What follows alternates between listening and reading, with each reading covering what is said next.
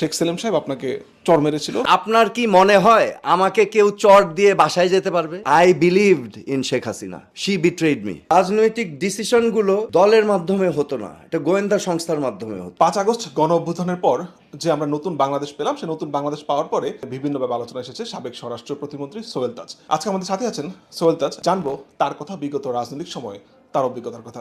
একটা ইন্টারভিউতে আমরা দেখলাম যে আপনি বলেছেন আপনি যখন পদত্যাগপত্র জমা দেওয়ার পর আপনি চলে গিয়েছিলেন, এবং তখন আপনি যখন তৎকালীন প্রধানমন্ত্রীকে ফোন দিয়েছিলেন, তিনি একটা গান গেলেন আপনার জন্য, আমি তোমাকে যেতে দিব না, কিরকম একটা গান। এটা আসলে কি ছিল? খুব লোমহর্ষক, এটাকে ইংলিশে বলে স্পাইন টিংলিং। আমি যখন পদত্যাগ করলাম আমাকে তো জোর জবরদস্তি করা হলো, ছাড়া হবে না, ছাড়া হবে না। আমি বললাম যে আমার ফ্যামিলি আছে, আমার যেতে হবে। আমি আমেরিকা চলে গেলাম। আমেরিকা থেকে কল করলাম মাননীয় প্রধানমন্ত্রীকে। আমি ওনাকে বারবার রিকোয়েস্ট করলাম যে আমি থাকবো না, আমি আপনাকে যেই পদত্যাগপত্র দিয়েছি 31শে মে, এটাই আমার ফাইনাল ডিসিশন, আমি থাকবো না।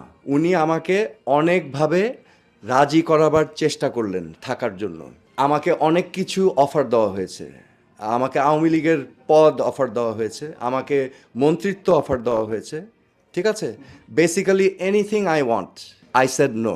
আমি মনস্থির করেছি আমি থাকবো না, ঠিক আছে। আমি বাংলাদেশকে চেঞ্জ করতে চেয়েছিলাম এবং I believed in Sheikh Hasina, she betrayed me, she betrayed Awami League, she betrayed Bangladesh. আমি আজকে স্পষ্টভাবে বলছি, এই যে আমার চোখে পানি আসছে। This was a very big betrayal, ঠিক আছে। তখন আমি বলেছি আমি থাকবো না। তো এক পর্যায়ে উনি গান গাওয়া শুরু করলেন, আমি তোমাকে ছাড়বো না, আমি কাউকে ছাড়ি না, আমি তোমাকে ছাড়বো না। 2 মিনিট ধরে আমি ফোন ধরে থ মেরে গেলাম। একটা দেশের প্রধানমন্ত্রী গান গেয়ে, মানে ইট ইজ স্পাইন চিলিং। এটা আপনাকে আতঙ্কিত করবে, বিকজ ইউ ডোন্ট নো এটা কি, এই জিনিসটা কি। গান গেয়ে বলছে আমি তোমাকে ছাড়বো না, আমি কাউকে ছাড়ি না। Okay, so that means you have to understand. দেখেন, বাংলাদেশের ইতিহাসে কেউ কোনোদিন পদত্যাগ করেনি। দিস ওয়াজ মাই প্রোটেস্ট, আমার প্রোটেস্ট এগেনস্ট দুর্নীতি, অনিয়ম এবং সকল ধরনের অপকর্মের বিরুদ্ধে আমার প্রোটেস্ট ছিল। তা আমি ভেবেছিলাম মানুষ বুঝবে, কিন্তু মানুষ আমাকে আবার গালি দিয়েছে যে আরে কি বোকা লোক, মন্ত্রিত্ব ছাড়ে নাকি কেউ কোনো দিন।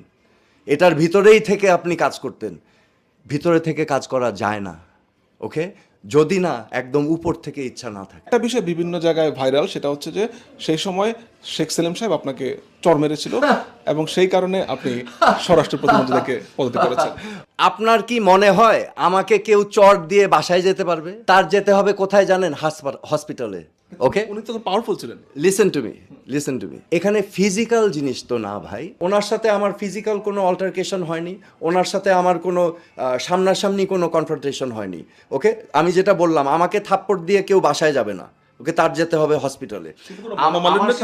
না, এখানে আবার বলছি, আমার মিনিস্ট্রি চালাবার ক্ষেত্রে আমি অনেক বাধা এবং অনিয়ম দেখেছি, যেটা এসেছে অনেক মহল থেকে, এবং যেই মহলগুলোর এখানে কোনো কাজ ছিল না, বুঝাতে পারছি, এবং আমি সেই মহলগুলোকে সরিয়ে দিয়েছিলাম।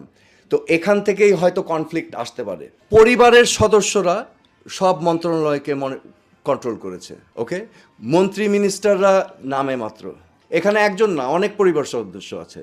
আমি স্বরাষ্ট্র প্রতিমন্ত্রীর দায়িত্ব নিয়েছিলাম অনেক বড় স্বপ্ন নিয়ে, কিন্তু আমি দেখলাম ওয়েট এ মিনিট, এই স্বপ্ন শুধু আমি দেখছি আর আশেপাশে কেউ দেখছে না। হোয়াট হ্যাপেন্স দেন ইজ, আমি দেখছি চারিদিকে বাধা, এবং আমি আবার অন্যদের জন্য বাধা হয়ে গিয়েছি। বুঝাতে পারছি বিষয়টা? যারা এখানে স্বার্থান্বেষী মহল আছে, এবং স্বার্থান্বেষী মহল কে আছে এখন তো জনগণের কাছে স্পষ্ট হয়ে যাওয়ার কথা। আনফর্চুনেটলি আমি সরাসরি বলি, এটা একটা পরিবার কন্ট্রোল করেছে, পরিবার কন্ট্রোল করেছে সরকার, পরিবার কন্ট্রোল করেছে দলকে, পরিবার কন্ট্রোল করেছে সর্বস্তরের প্রশাসনকে। বিডিআর বিদ্রোহ নিয়ে অনেকে আপনাকে দোষারোপ করে, অনেকে আপনাকে আঙ্গুল তুলেছে, সে সময় আপনার ভূমিকা কেমন ছিল? না, এখানে একটা মিসআন্ডারস্ট্যান্ডিং আছে, কারণ অনেকেই ভাবছেন যে আমি যেহেতু স্বরাষ্ট্র প্রতিমন্ত্রী ছিলাম, আমি ইনার সার্কেলের লোক। এখানে একটা বিরাট মিসআন্ডারস্ট্যান্ডিং আছে। ইনার সার্কেল হচ্ছে পরিবারের সদস্যরা, আমি ছিলাম ঢাল, শিল্ড, কারণ তাজউদ্দিন আহমেদের নামটা আমার সাথে আছে, এবং তাজউদ্দিন আহমেদকে তাজউদ্দিন আহমেদ সবার জন্য গ্রহণযোগ্য। সো এই যে বিডিআর হত্যাকাণ্ডর মতো একটা জঘন্য নিকৃষ্ট ঘটনার সাথে আমাকে জড়ানো, আমি কিন্তু আমার দায়িত্ব যেটা ছিল আমি কিন্তু সেটা পালন করার চেষ্টা করেছি। আমি যখনই শুনলাম ঘটনা ঘটছে, আমি আইজি সাহেবকে কল দিয়েছিলাম, নূর মোহাম্মদ সাহেব। আমি আইজি সাহেবকে বলেছিলাম, আইজি সাহেব, স্ট্যান্ডার্ড প্রসিডিওর হচ্ছে এরকম একটা ঘটনা ঘটলে ওই পুরা কম্পাউন্ডটাকে ঘেরাও করে ফেলতে হবে সকল ফোর্স দিয়ে, যাতে যারা ভিতরে আছে অঘটন ঘটাতে চাচ্ছে তারা যেন বুঝে যে তাদের পালাবার কোনো পথ নাই। Then you plan attack, then move in করতে হয়, রাইট? ফোর্সেস দিয়ে ঢুকে যেতে হয়। নেগোসিয়েশন তো অনেক পরে, কিন্তু আমি কল করলাম, আইজি সাহেব বললেন আমাদের তো এরকম কোনো ইনস্ট্রাকশন দেওয়া হয়নি, কারণ এখানে মন্ত্রী মহোদয় আছেন, স্বরাষ্ট্রমন্ত্রী। তার মানে উনি আমাকে বলছেন আপনার কথা তো আমি শুনতে পারবো না, কারণ আমি বলেছিলাম আপনি র্যাব আনেন, দরকার হলে আনসার সদস্যদেরকে আনেন, আমাদের ব্যাপক ফোর্স লাগবে, পুরা কম্পাউন্ডটাকে সিল করে দিতে হবে। আমি তখন স্বরাষ্ট্রমন্ত্রীকে কল দিলাম যে আমাদের তো কম্পাউন্ডটাকে ঘেরাও করতে হবে, সকল ফোর্স দিয়ে ঘেরাও করে আর্মি ডাকতে হবে অপারেশন করার জন্য। উনি বললেন এটা প্রধানমন্ত্রী দেখছেন। এটা স্বরাষ্ট্রমন্ত্রী বললেন যে এটা প্রধানমন্ত্রী দেখছেন। আমি প্রধানমন্ত্রীকে কল করলাম যে আমাদের তো এটা ঘেরাও করতে হবে, আমাদের পুরা কম্পাউন্ডটাকে সারাউন্ড করতে হবে এবং এখান থেকে কেউ যাতে পালাতে না পারে, এবং আর্মি কল ইন করতে হবে, অপারেশন প্ল্যান করতে হবে। উনি আমাকে বললেন আমেরিকায় বসে বেশি বুঝো না, আমি দেখতেছি। তখন আমি আমেরিকা ছিলাম। তো আমার যে দায়িত্ব, আমি বিদেশে থাকা অবস্থায়ও তো আমি চেষ্টা করেছি। আমি ছিলাম একজন দেশপ্রেমিক যে বাংলাদেশকে চেঞ্জ করার জন্য এই স্বরাষ্ট্র প্রতিমন্ত্রীর মতো জঘন্য একটা পজিশন আমি নিয়েছিলাম। বিষয়ে আপনার সম্বন্ধে আসে যে বিডিআর যারা বিদ্রোহী ছিল তাদেরকে আপনি পালাতে হেল্প করেছেন। এর থেকে হাস্যকর কিছু হতে পারে না।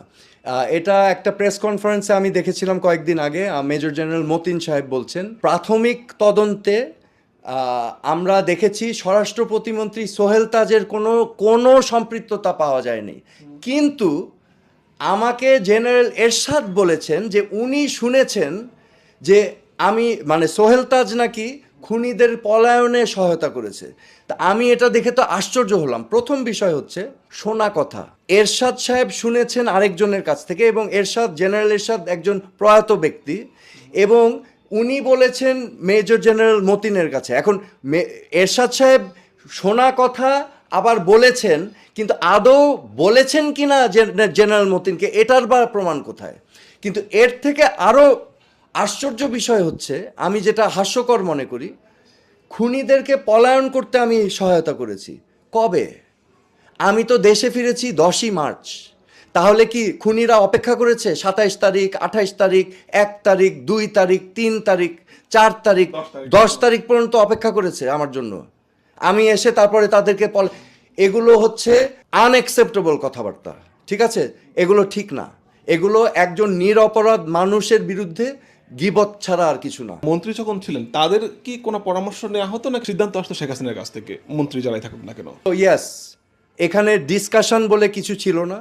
এখানে আওয়ামী লীগের ওয়ার্কিং কমিটি ছিল একটা শোকেস, আওয়ামী লীগের প্রেসিডিয়াম পলিসি মেকিং বডি ছিল জাস্ট এই যে আমার এখানে দেখছেন ট্রফি আছে, ট্রফি শোকেসে সাজানো, এদের কোনো ফাংশন নাই। Okay, so it was top down, এবং একদম টপ থেকে টপ ডাউন। 5 আগস্টের পূর্বে আপনি একবার ডিবি অফিসে গিয়েছিলেন, সমন্বয়ক যারা ছিল তাদেরকে আপনি কথা বলতে গিয়েছিলেন। তখনও নিশ্চিত ছিল না যে আওয়ামী লীগ সরকার পালিয়ে যাবে বা শেখ হাসিনা পালিয়ে যাবে, সেই সময় কোনো চাপ কি ফিল করেছিলেন? আমি প্রথম প্রতিবাদ করি আমার অবস্থান থেকে। আমি যখন 15-16 তারিখে দেখলাম যে নিরীহ ছাত্রছাত্রীর উপর নির্যাতন চলছে, ছাত্রলীগ দিয়ে হলগুলোতে ছাত্রছাত্রীদেরকে পেটানো হচ্ছে লাঠিসোঁটা দিয়ে, রামদা দিয়ে, এবং পুলিশ যখন গুলি করলো, আবু সাইদ মারা গেল, মুগ্ধ মারা গেল, তখন আমি একটা স্ট্যাটাস দিয়েছিলাম আমার ফেসবুক পেজে। আমার অবস্থান থেকে আমি বলবো এটা একটা মারাত্মক জিনিস আমি করেছিলাম, ঠিক আছে? কারণ আমি অনেক রিস্ক নিয়েছি, আমার উপরে এমনি প্রেশার সব সময় থাকতো, কিন্তু আমি রিস্ক নিয়েছি কারণ আমার বিবেক বলে একটা জিনিস আছে। কারো কোনো ধারণা ছিল না আন্দোলনটা কোন দিকে যাবে, কারণ আমরা শুনছিলাম আরও কঠোর হবে, আবার বলছে যে সমঝোতা হবে, আবার বলছে যে আলোচনায় বসবে। সো ওই মুহূর্তে যখন আমি দেখলাম যে ডিবি অফিসে আবার একটা নাটক সাজানো হচ্ছে, এটা আমাকে খুব বদার করলো, কারণ আমি তো জানি এগুলো কিভাবে হয়, ধারণা আছে। তো আমার কাছে জিনিসটা একেবারে ভালো লাগেনি। তখন দেখলাম আবার সমন্বয়করা নাকি আন্দোলন প্রত্যাহার করার ঘোষণা দিয়েছে, আবার তার কয়েকদিন আগে দেখলাম তাদেরকে নির্যাতন করা হয়েছে। Look, this was purely my concerns. আমার বিবেক আমাকে নাড়া দিয়েছে যে আমি কি করতে পারি। আমি তো একজন সাধারণ নাগরিক, কিন্তু আমার একটা পরিচিতি আছে, ক্যান আই হেল্প? তখন আমি চিন্তা করলাম আমি ডিবি অফিসে যাব, এবং এখানে যেই ড্রামাটা হচ্ছে যে তারা সেফ কাস্টডিতে আছে, আমি যদি এটা প্রমাণ করতে পারি যে তারা সেফ কাস্টডিতে নাই এবং তারা গ্রেফতার হয়েছে, তাহলে তারা যেই ঘোষণা দিয়েছে ইট বিকামস ইনভ্যালিড, কারণ গ্রেফতার অবস্থায় কোনো ঘোষণা কিন্তু গ্রহণযোগ্য হয় না। ওকে, দ্বিতীয় তাদের সেফটি, যে আমি গেলে এটা এখানে হাইলাইট হবে। তৃতীয়, আমার একটা মেসেজ ছিল আমার সেনাবাহিনীর ভাই বোনদের কাছে এবং আইন শৃঙ্খলা রক্ষাকারী ভাই বোনদের কাছে। সেই মেসেজটা কি আমি জানি, আমাকে অনেকেই পছন্দ করে এই বাহিনীগুলোর ভিতর। তো আমি একটা মেসেজ দিতে চেয়েছিলাম যে আর একটা প্রাণ যেন আমরা না হারাই, ঠিক আছে, আর একটা গুলি যেন না যায়। আমি ভেবেছি আমার কথায় যদি একটা গুলিও কম হয়, I will save a life. এখন তো একটা সরকার, অন্তর্বর্তীকালীন সরকার দেশ চালাচ্ছে, বিএনপি একটা বড় দল, তারা নির্বাচন চাচ্ছে, কিন্তু আজকে একজন উপদেষ্টা যে তিনি বললেন যে মানুষ গণ অভ্যুত্থানে নেমেছে নির্বাচনের জন্য না, তারা নেমেছে সংস্কারের জন্য। কি মনে হয় যে নির্বাচন আসলে কতদিনের মধ্যে দেওয়া উচিত, বা মানুষের আসলে এখানে চাওয়াটা কি ছিল গণ অভ্যুত্থানের মধ্য দিয়ে? না, এখন দেখেন রাজনৈতিক দলরা তো চাবেই নির্বাচন, কিন্তু আমার মতে আমি সাধারণ মানুষ, জনগণ, আপনারা আলাপ করে দেখেন, ইউ আর দ্য মিডিয়া, আপনাদের কাজই কিন্তু এটা। আপনারা জরিপ করেন, জনগণের সাথে কথা বলেন, জিজ্ঞেস করেন কি চায়। আমার বিশ্বাস জনগণ ম্যাক্সিমাম মেজরিটি বলবে যে আমরা এই সিস্টেমটাকে পরিবর্তন করতে চাই আগে। ও ভেরি ভেরি ইম্পর্ট্যান্ট, এই যত দুর্নীতি হয়েছে, যতগুলো হত্যাকাণ্ড হয়েছে, যতগুলো গুম হয়েছে, এগুলোর বিচার করতে হবে, এগুলোর বিচার করতে হবে। তো এগুলো সময় সাপেক্ষ ব্যাপার না, আপনার সাইমুলটেনিয়াসলি অনেকগুলো কাজ করতে হবে। সেই বিচারটাকে নির্বাচিত সরকার করবে নাকি বর্তমান অন্তর্বর্তীকালীন সরকার করবে, কার করা উচিত? আমার মনে হয় বুফে টেবিলে না থেকে বুফে টেবিলের বাইরে থাকা অবস্থায় এগুলো করলেই বেটার, তাহলে জিনিসটা গ্রহণযোগ্য হয়। হ্যাঁ, তা আপনি সংস্কার করে যখন একটা সুষ্ঠু নির্বাচনের মাধ্যমে, একটি স্বাধীন নির্বাচন কমিশনের মাধ্যমে, একটা স্বাধীন জুডিশিয়ারি যখন থাকবে, যখন দেশের রাষ্ট্রের ব্যাকবোনগুলো শক্তিশালী হবে, যেগুলো হচ্ছে ডেমোক্রেটিক ইনস্টিটিউশনস, তখন একটা সরকার এসে হ্যাঁ বাকি কাজগুলো করে নিতে পারে। কিন্তু ন্যূনতম তো কিছু সময় দিতে হবে অর্থবহী সংস্কার করার জন্য। আমি এখন আশা করব রাজনৈতিক দলগুলো একটু ধৈর্যশীল হবেন, ধৈর্যশীল হয়ে দেশটা তো আমাদের সবার, তাই না, একটু ভালো হোক না। আপনি রাজনীতিতে ফিরবেন কিনা এই প্রশ্ন অনেকবার এসেছে, এবং তখন আপনি কয়েকটা শব্দ উচ্চারণ করেন রাজনীতি নিয়ে, যে পচা, দুর্গন্ধ এবং নোংরা। বর্তমান রাজনীতি এরকম কেন মনে হচ্ছে আপনার কাছে? একটা ইন্টারেস্টিং জিনিস দেখবেন, আমাদের বাংলাদেশে কেন জানি 15 বছর পর পর একটা বিশাল চেঞ্জ আসে। 75 ঘটলো, 75-এর 15 বছর পর কবে বলেন? 90, 91। ওকে, গণতন্ত্র আসলো, তথাকথিত গণতন্ত্র। এটার সাথে আপনি এখন 15 বছর যোগ দেন, কোন সাল হয়? 2006, 1/11। 1/11 থেকে আপনি এখন 2009 থেকে 15 বছর অ্যাড করেন, কোন সাল হয়? কারেন্ট। সো আমি যেটা দেখেছি, বাংলাদেশকে রাজনৈতিক দলগুলো একটা বুফে টেবিলের মতো ট্রিট করেছে। এটা হচ্ছে খাওয়া দাওয়ার মহা উৎসব। এখানে বুফে টেবিলে আমরা খাবলিয়ে খাবলিয়ে খেয়েছি, এবং আমাদের সমর্থক গোষ্ঠীদেরকে ছিটে ছিটে খাওয়া দিয়েছি চারিদিকে। এক দল আসে, বুফে খায়, তারপর আরেক দল হিংসা করে, ওকে সরায়, এসে তারা বুফে টেবিল দখল করে, আবার ওরা বুফে খায়, আবার 15 বছর হয়ে গেলে দুইটাই আউট হয়ে যায়। বুঝেছেন?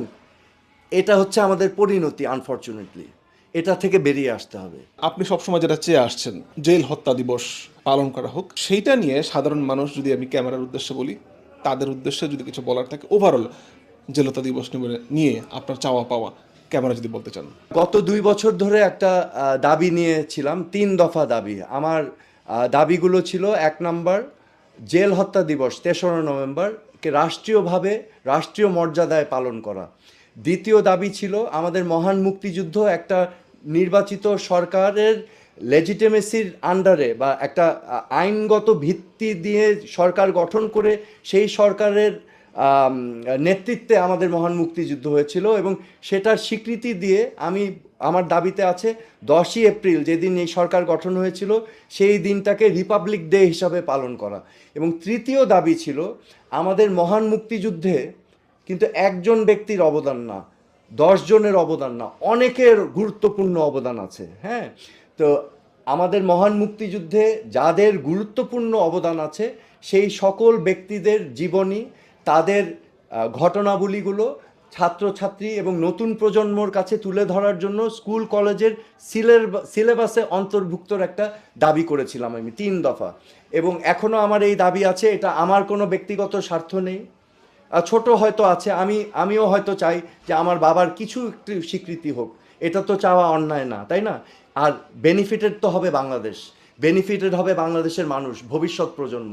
সো সেই জন্য এই 3 দফা দাবি আমার ছিল, কিন্তু আনফর্চুনেটলি এই দাবি মানে এখন পর্যন্ত বাস্তবায়ন হয় নাই। ইনশাল্লাহ ভবিষ্যতে যদি হয়, আপনারা সবাই দোয়া করবেন।